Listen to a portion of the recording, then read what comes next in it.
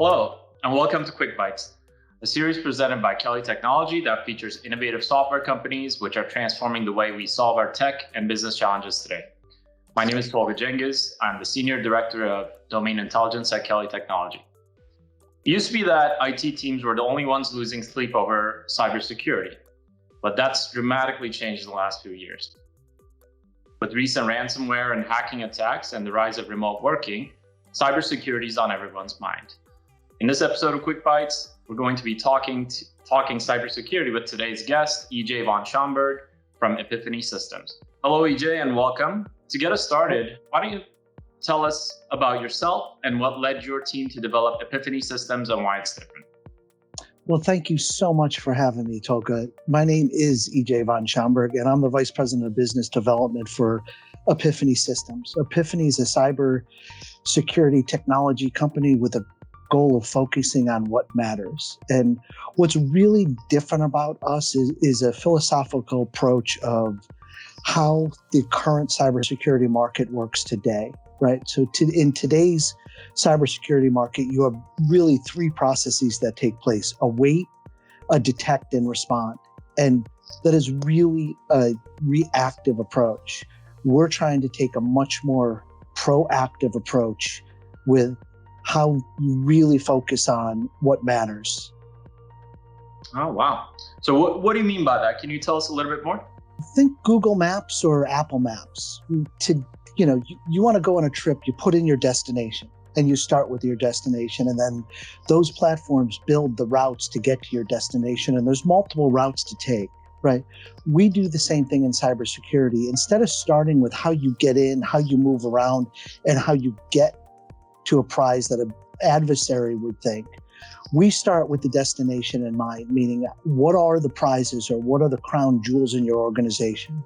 We subsequently ingest various different data sets across your cyber tools and build those paths. Once we build those paths, we know if there's traffic accidents or whatever, the multiple paths a bad guy can take to get to that destination. And we can then prioritize which of those paths should be blocked off first and, really change the game for the defensive teams on what really matters.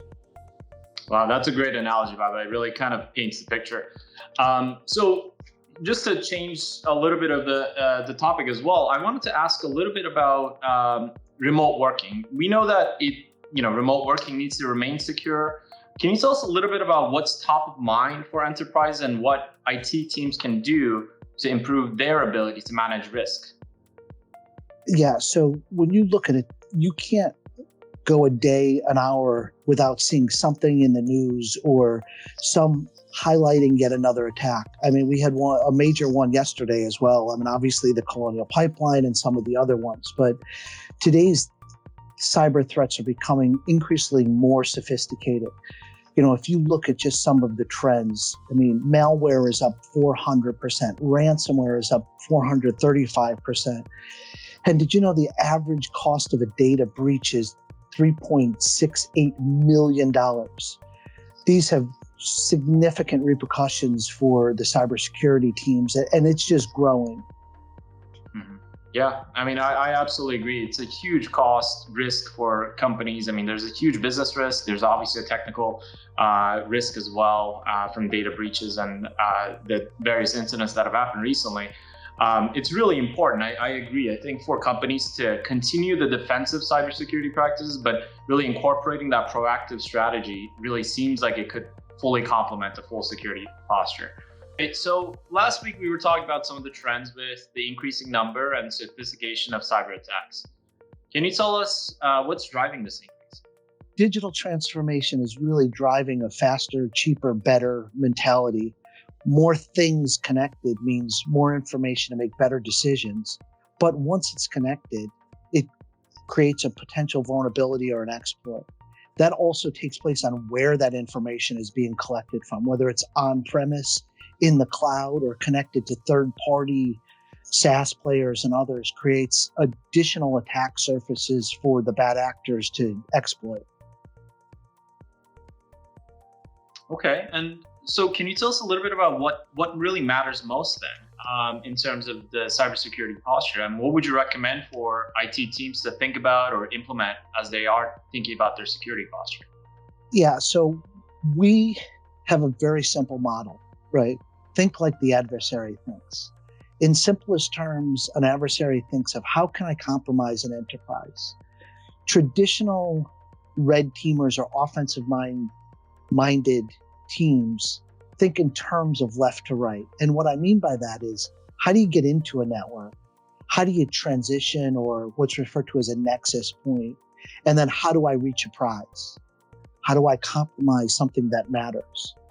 From our perspective, we flip that model around. We actually think from right to left.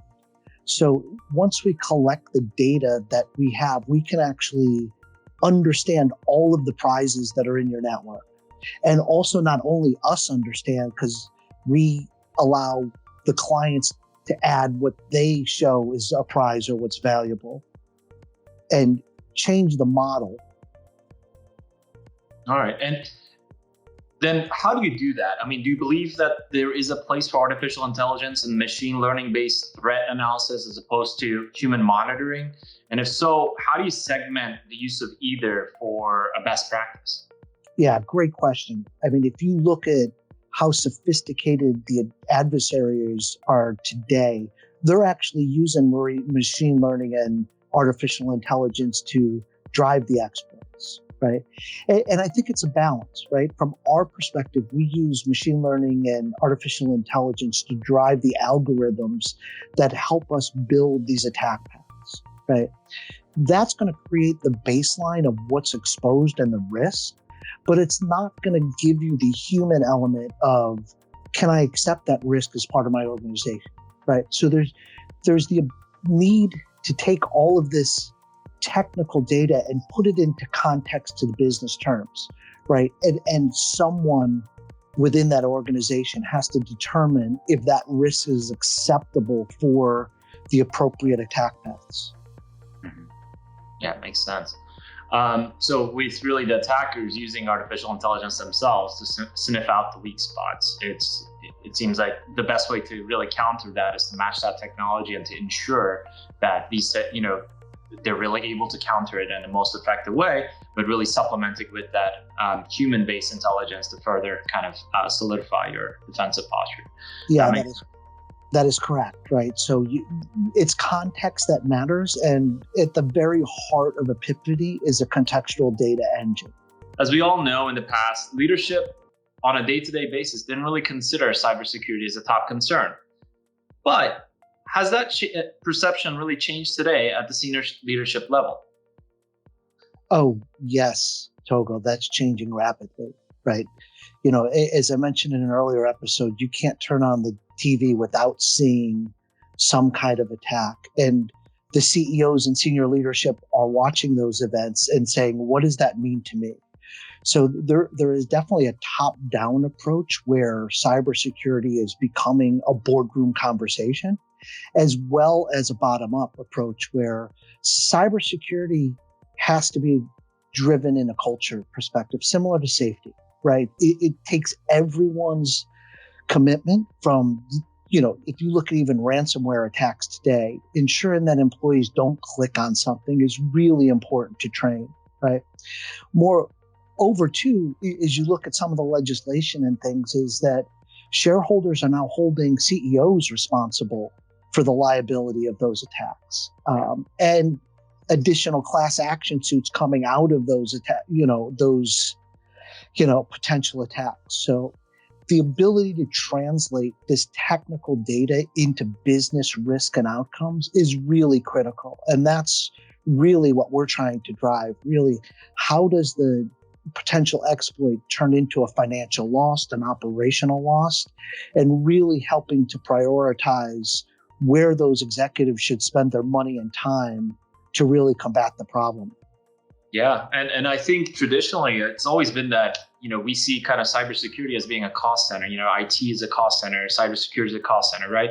But I think that's starting to change. The ability to provide really robust, secure environment for your clients, for your employees, et cetera, it's becoming an imperative kind of a business driver as well, a differentiator for some companies. And I think that's really the way of the future. I think very, very important. Yeah, very, very insightful from a cost center perspective. The other thing is the dramatic increase in cybersecurity policies.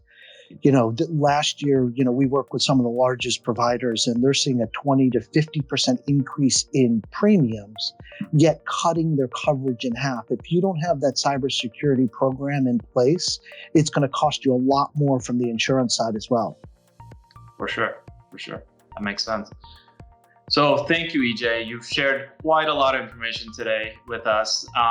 With the evolving cybersecurity threat landscape, I think it's really important for enterprises to conduct comprehensive security assessments regularly.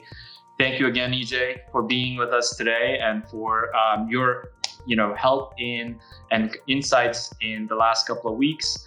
And really, it was really great to hear about Epiphany's approach to proactively managing cybersecurity risks. Thank you so much, and my pleasure. Great. So that concludes another episode of Tech Bytes. We've been talking with EJ von Schaumburg, Vice President of Business Development at Epiphany Systems, an offensive cyber platform designed to reduce time to context. Join us in the next few weeks when we will host yet another innovator transforming the way we solve our technology and business challenges today.